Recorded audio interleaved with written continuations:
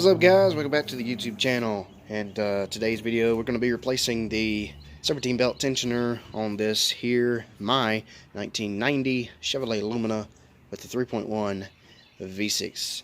Now this will cover the 3.4, the 3.3, the 2.8, a lot of the other front-wheel drive V6 GM vehicles that were out there. There's notorious of them, but picked this up from local auto parts store, AutoZone, not a sponsor. Here is the tensioner itself, brand new, 50 bucks. Comes with the tensioner, a brand new pulley, and a bolt and a washer.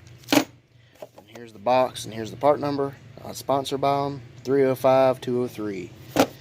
Tools you're going to need is a 13mm or a 1/2 inch socket to get the middle nut out, which is located right here in the middle. And get my phone down here. Well, basically right here in the middle is where that bolt is, and got to remove it. It's a 13mm. And then you're going to need a 3/8 extension, preferably. I got this from AutoZone. It was like 20 bucks. Everybody comments about this ratchet in my videos. It's Duralast, lifetime warranty, extendable 3/8 ratchet. You pull this back and then extend the rest of it, so it makes it kind of like a breaker bar type ratchet. And I use it on everything. But you're going to take it, there's a slot in the tensioner, just like so. And you're going to go counterclockwise, not clockwise. So to the left. So basically, you're going to go up with it, which loosens the belt. I'm going to take the belt off. Now we're just going to leave it, everything like it is. All you got to do is slip it off of the alternator and just lay it like it is. Take our other 3/8 drive.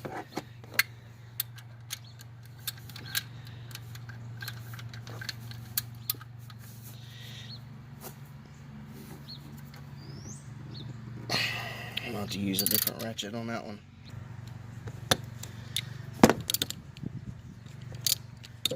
Now that it's broke loose, keep in mind the vehicle is hot. You might want to do this when the vehicle's cold, not hot like I am. But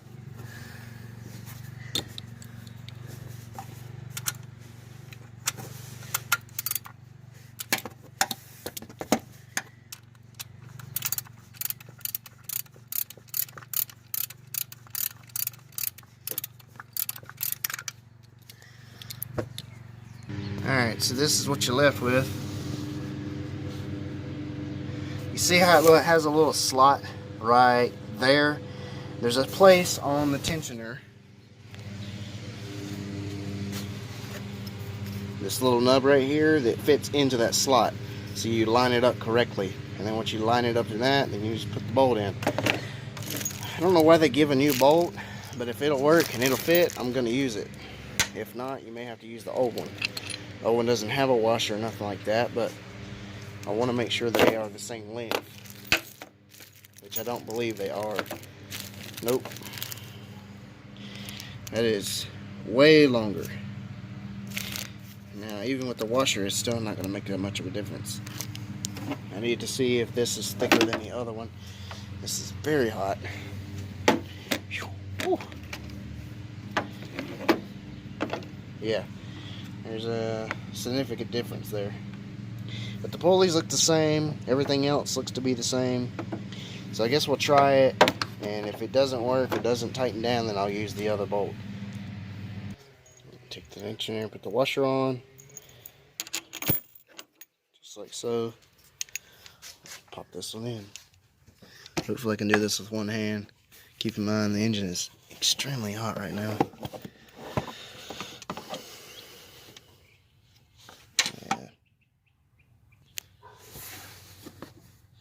I got the rag here because the sun's been beaming on this plastic, and it is hot as I don't know what.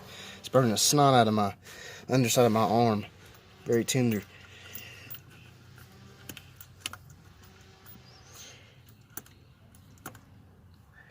I'm assuming that's the same size.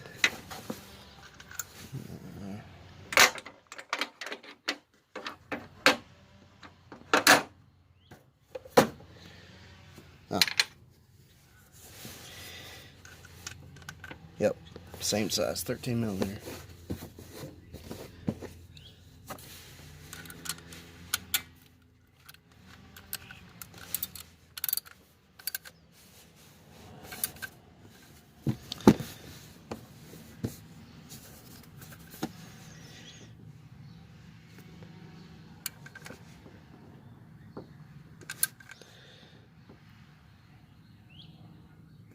Nice and snug and tight.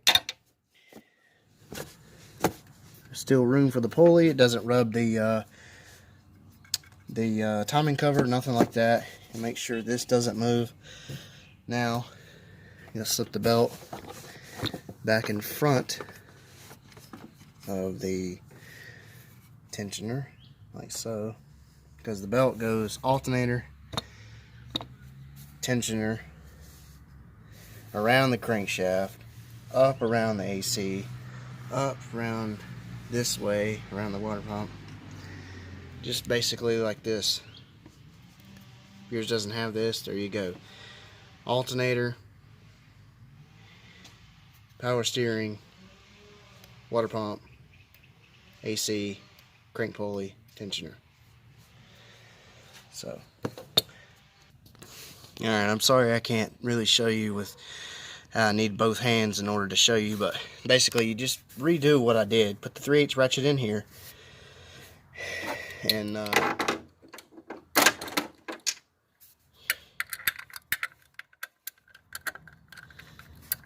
you're going to go upward like this. Make sure you put the belt in the middle of the pulley. Make sure that pulley aligns. You want to make sure that it goes around the crankshaft. Put your hand all the way down here and make sure it's in the grooves. Same way with the AC and the water pump. Now I'm going to fire it up and see if it squeaks or squeals anymore, because that was the main issue that I had. I had a noise from the tensioner. The tensioner was constantly going up and down as the engine was running, whether it's cold or hot, especially when it was hot. And I had a chirping squeal type of noise whenever you fired it up cold, and it still kind of made the chirping noise when it was running hot. So I determined it was that, so that's what we're going to see if that's the problem. I believe it was. The Serpentine belt's already brand new. Before you comment, I've already replaced it before, because it had a bunch of cracks in it and oil all over it from leaks. If you got leaks, that'll cause your issue. You need to fix all the leaks before you start replacing other parts if you got a belt squeal. YouTube don't like that. Come on. Quiet as a mouse. Heck yeah, buddy.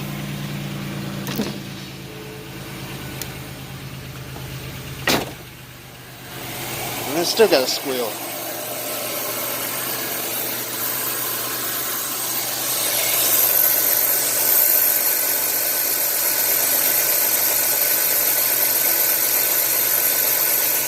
But the temperature's not moving up and down real bad like the old one was. So I did fix that issue. This one's shot. I still got a little bit of a noise, you can hear it.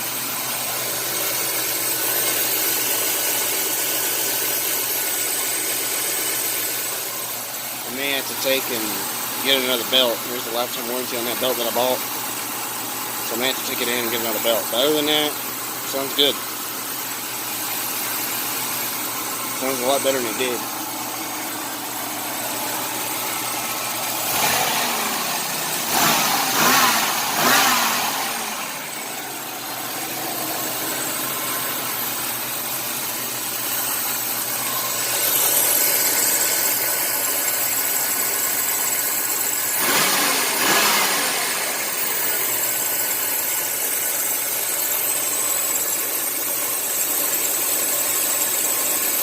I don't know how I like it running on to the edge.